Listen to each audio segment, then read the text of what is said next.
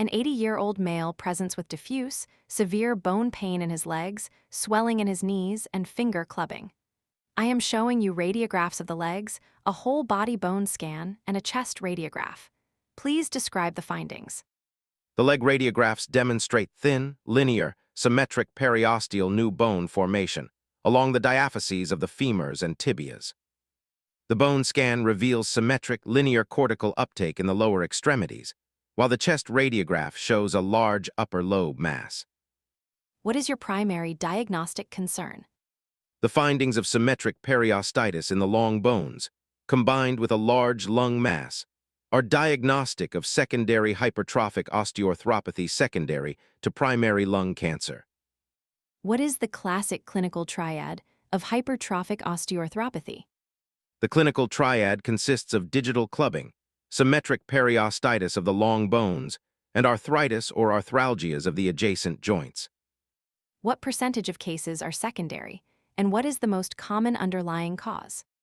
Approximately 90% of cases are secondary. The most common underlying cause is an intrathoracic malignancy, particularly bronchogenic carcinoma, but also pleural mesothelioma. What other non-malignant intrathoracic or systemic conditions are associated with secondary hypertrophic osteoarthropathy? Non-malignant causes include cystic fibrosis, cyanotic congenital heart disease, infective endocarditis, inflammatory bowel disease, and liver cirrhosis. What is the pathognomonic term used to describe the bone scan findings in this condition? It is known as the train track sign or double stripe sign. This represents symmetric, elongated, linear tracer uptake along the periosteal cortical margins of the long bones. How do you radiographically distinguish secondary hypertrophic osteoarthropathy from periostitis caused by venous insufficiency or thyroid acropathy? Venous insufficiency causes periostitis limited strictly to the lower extremities and is associated with varicose veins and soft tissue swelling. Thyroid acropathy typically involves the hands and feet, showing a characteristic fluffy or spidery periosteal reaction.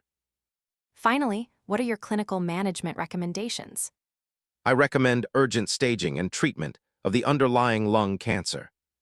Successful resection or treatment of the primary tumor typically leads to dramatic and rapid resolution of the bone pain and periostitis.